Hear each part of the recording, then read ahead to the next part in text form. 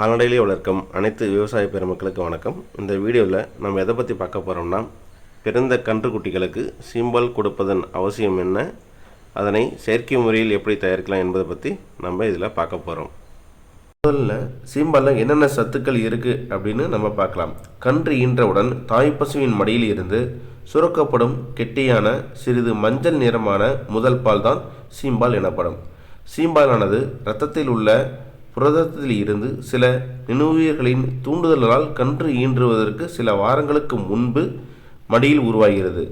பொதுவாக கன்று ஈன்று 3 முதல் 4 நாள் வரை பசுவின் மடியில் சீம்பால் சுரக்கும். சீம்பாலில் சாதாரணமான பாலை விட 7 மடங்கு புரதச்சத்து, 2 மடங்கு திடப்பொருள் சத்து அதிகமாக உள்ளது. சீம்பால் சாணமிளமைக்க செயல்பட்டு பிறகு கன்றின் குடலில் உள்ள சாணத்தை வெளித்தள்ள உதவுகிறது. மேலும் சிறுகுடலில் சீம்பாலில் உள்ள நோய் எதிர்ப்பு சக்தியை உட்கரிக்கும் திறன் கன்று பிறந்த சில மணி நேரத்தில் அதிகமாகவும் அடுத்த சில மணி நேரத்தில் படிப்படியாக குறைந்து 24 மணி நேரத்திற்கு பிறகு முற்றிலும் குறைந்துவிடும். இதனால் கன்று பிறந்த 15 நிமிடம் முதல் 30 நிமிடங்களுக்குள் முதல் சீம்பாலும் 10 மணி முதல் 12 மணி நேரம் கழித்து இரண்டாவது முறையாகவும் சீம்பால் போதுமான அளவு தரப்பட வேண்டும். கன்றுகள் பிறந்த 30 நிமிஷம், அரை மணி நேரத்திலிருந்து 3/4 மணி நேரத்துக்குள்ளே தாமாகவோ எழுந்து தாயிடம் பால் குடிக்க முயற்சிக்க வேண்டும். கன்றுகள் பிறந்த அரை மணி நேரம் முதல்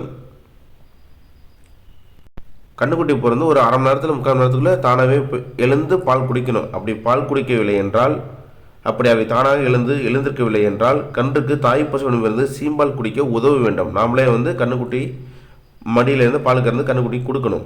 சில நேரங்களில் உடல் பலவீனம், சோர்வு போன்ற காரணங்களால் கன்றுக்குட்டி சீம்பால் குடிக்க முடியாத நிலை ஏற்படும். அதாவது அப்படி முடியலைன்னா நம்ம புட்டி மூலமாக சீம்பால் கொடுக்க வேண்டும். மாட்டில் அதிக சீம்பால் காணப்பட்டால் அதிகப்படியாக உள்ள சீம்பாலை கறந்து விட வேண்டும். கன்று அதிகமாக குடித்து விட்டால் கழிச்சல் ஏற்படும். அதிகமாக சீம்பாலை குளிர்பாதன பெட்டியில் நாம் சேமித்து வைத்துக் கொள்ளலாம். அதாவது ஃப்ரிட்ஜில் வச்சுட்டு நம்ம மறுபடியும் யூஸ் பண்ணிக்கலாம். அடுத்து நாம் என்ன பார்க்க போகிறோம்னா, செயற்கை முறையில் சீம்பால் தயாரிப்பது எப்படி என்பதை நம்ம பார்க்க போகிறோம். ஏன் நம்ம செயற்கை முறையில் தயாரிக்க காரணம்னா, பசுவிடமிருந்து சீம்பால் பெற முடியாத நிலையில், எப்படின்னா முக்கியமாக மாடு இறந்து விட்டாலோ செயற்கை சீம்பால் நாம் தயாரித்து தர வேண்டும். செயற்கை சீம்பால் தயாரிக்க என்னென்ன தேவைப்படும் அப்படின்றத நம்ம பார்க்கலாம்.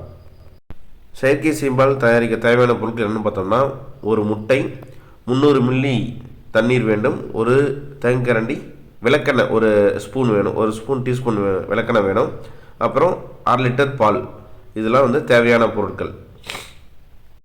இந்த முட்டை, 1/2 லிட்டர் தண்ணீர், பால் 1/2 லிட்டர், 300 ml தண்ணி, தேங்காய் எல்லாத்தையும் மிக்ஸ் பண்ணி இதனை பிறந்த கன்றுக்குட்டிக்கு ஒரு நாளைக்கு 3 தடவை நாம் கொடுக்க வேண்டும். இவ்வாறு கன்றுகளுக்கு குறித்த நேரத்தில் சீம்பால் தருவதால் கன்றுகளுக்கு தேவையான சத்துக்கள் கிடைப்பதுடன் நோய் எதிர்ப்பு சக்தியும் நமக்கு கிடைக்கும். கன்றுக்குட்டி நம்ம முக்கியம். இன்றைய கன்று தான் நாளைய பசுவாக மாறும். அதனால் நம்ம கன்றுக்குட்டியை சரியாக பராமரித்தல் வேண்டும்.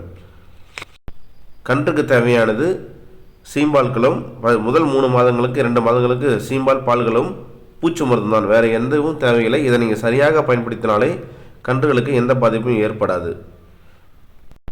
மேலும் இது போன்ற கால்நடைகளை பற்றி தெரிந்து வேண்டுமென்றால் நீங்கள் இந்த யூடியூப் சேனலை சப்ஸ்கிரைப் செய்து கொள்ளுங்கள். நன்றி, வணக்கம்.